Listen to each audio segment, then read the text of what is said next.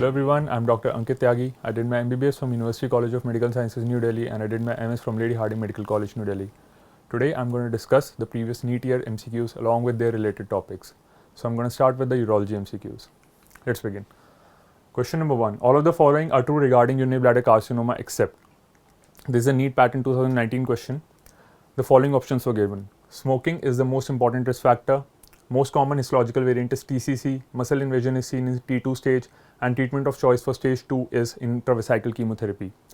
Now, to begin with, this is an MCQ which requires you to know all about urinary bladder carcinoma, because it's asking about the risk factors, it is asking about the types, about the staging, and about the treatment.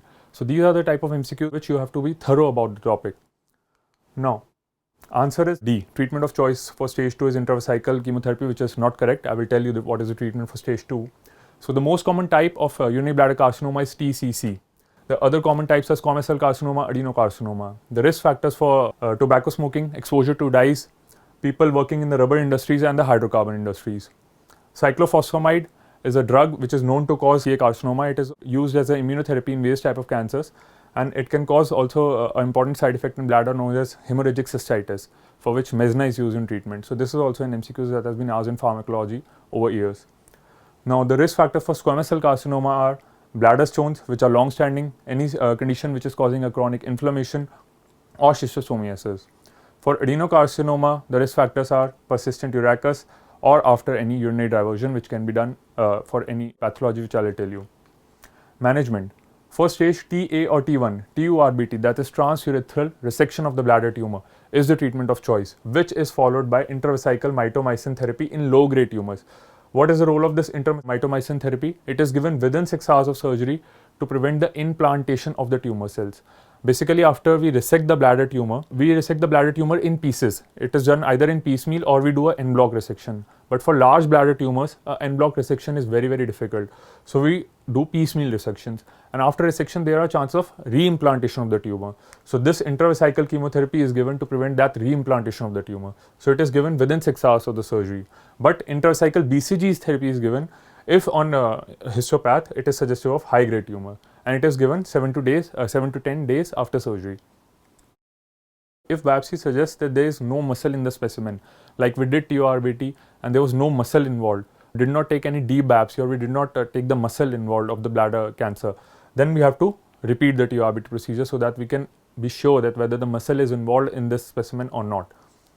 In T1 tumors, around 70 to 80% tumor recurs, so check cystoscopy is done. What is done in check cystoscopy? We examine the previously resected tumor site, and we also inspect the entire bladder for any new tumors or what is the status of the previous resected site.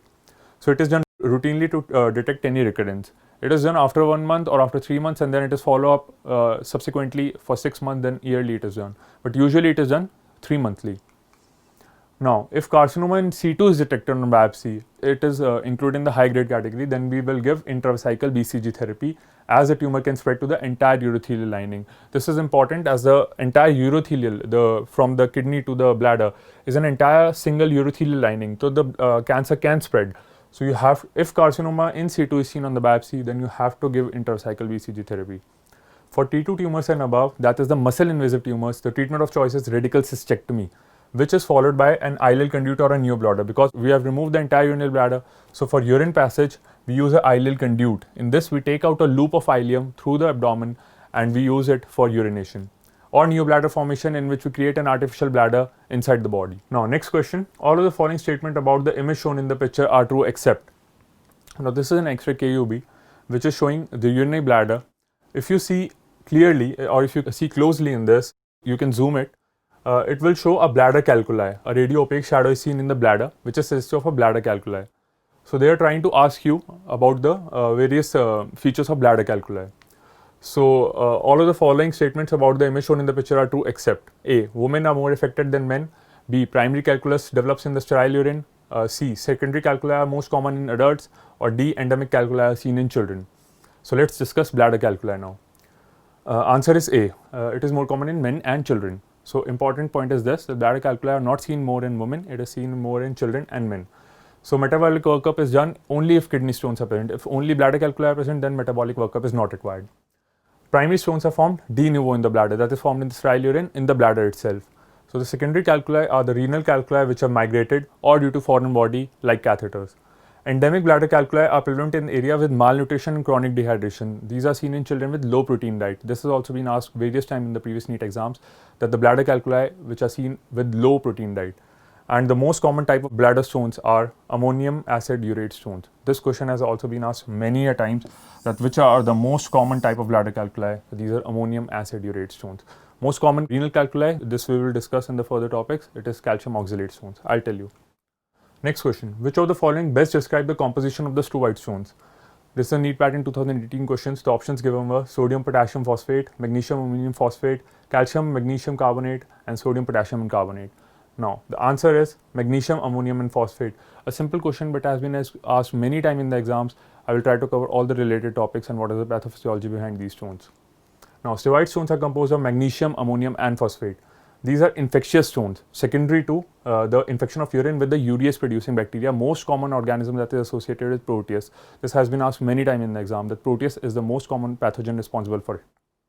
Infection calculi form in the presence of an alkaline urine, not seen in acidic urine. They will confuse in the options, like they will tell you that the pH is less than 7.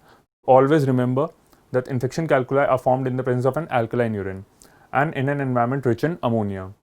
Many bacterial organisms are able to produce urease enzyme, but the most notorious is Proteus mirabilis, as I have told you.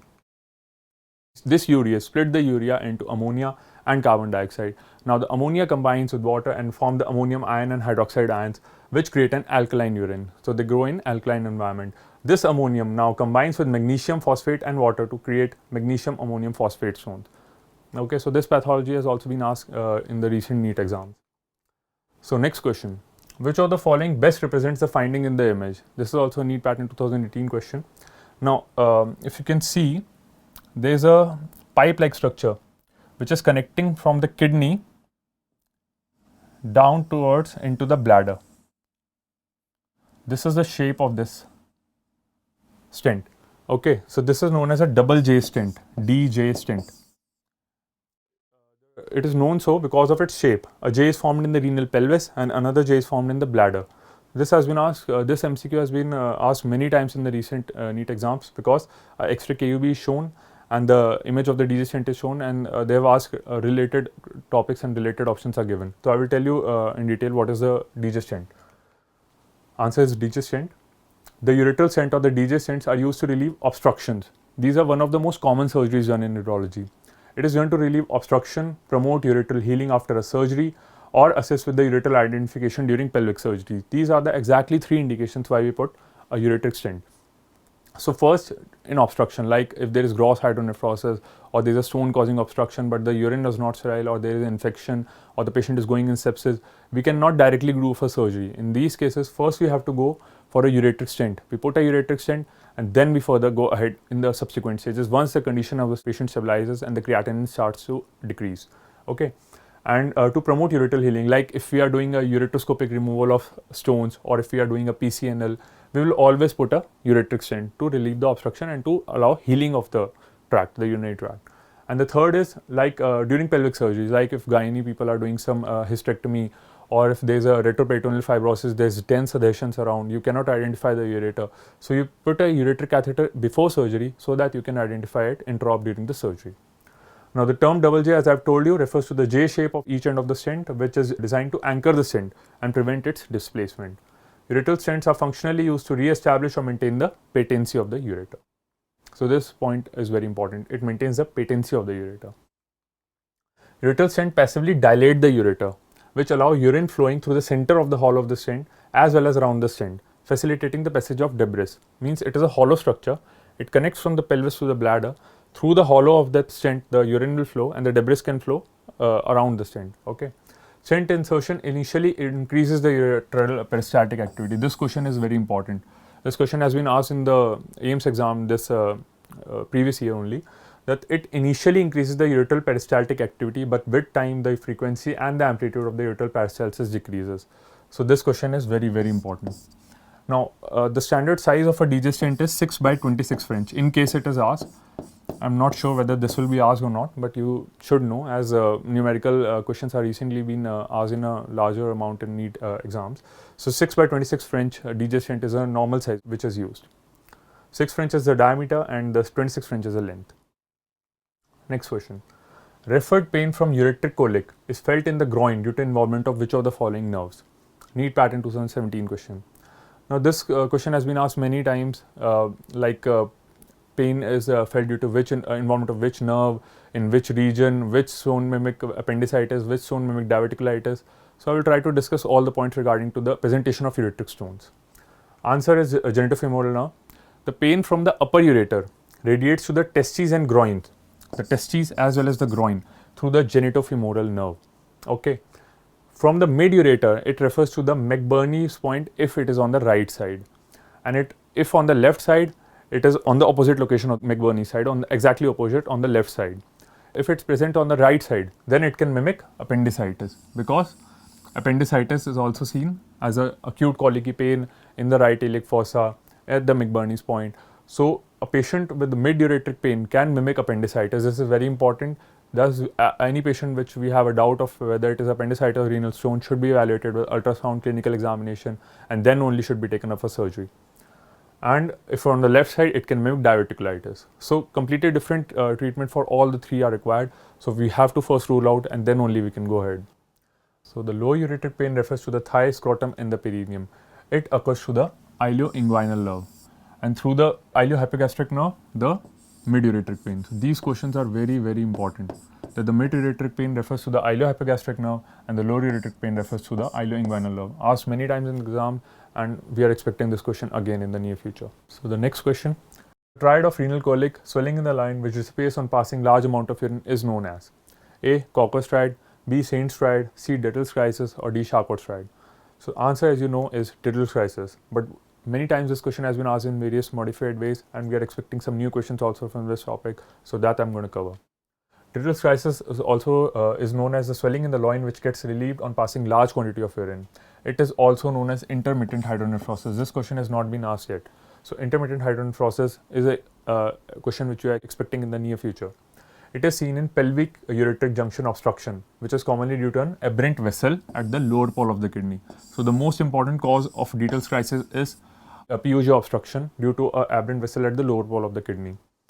Pain occurs due to acute hydronephrosis or distension of the kidney due to stretching of the renal pelvis, which causes pain. And this pain can also occur with renal calculi, as these can cause hydronephrosis of sudden onset, which gets relieved on passing large amount of urine. So there are two causes of intermittent hydronephrosis or Dittle's crisis, which are renal calculi or more commonly due to PUJ obstruction. Next question. Which of the following favors a diagnosis of gallstone over a renal calculi? A NEET pattern 2017 question. Options are A. Superimposed on the vertebral column on the lateral X-ray, B. Moves with the respiration, C. Usually radiolucent, or D. Shaped like renal calyces. Now, a few points to distinguish on X-ray whether it is a gallstone or a renal calculi. The presentation is very different of both the calculi, but still radiographically sometimes we have to differentiate between the two calculi. So answer is C, usually radiolucent. So remember this thing, that most of the gallbladder calculi are radiolucent. Okay, so gallbladder calculi are multifaceted and usually radiolucent. Only 10% are radio opaque. Only 10%, whereas in renal calculi it is usually the opposite. Most are radio opaque and usually less than 10% are radiolucent. Okay. The gallbladder calculi lie anterior to the vertebral body. This is a very important question. On lateral X-ray, it lies anterior to the vertebral body, whereas renal calculi mostly lies superimposed on the vertebral body. This question has been asked many times, so I've highlighted it also. The gallbladder calculi moves with the change in posture, whereas the renal calculi usually does not move in the change in posture. But in cases where the kidney is very large or there is grossly hydronephrosis seen, then in that case, it may lie anterior to the vertebral body, which may also move with respiration. So this point is very important. They can say in the question that the patient has large or gross hydronephrosis, and we show a radiopaque which is moving with respiration. So what can be the diagnosis? So you can go ahead with renal calculi.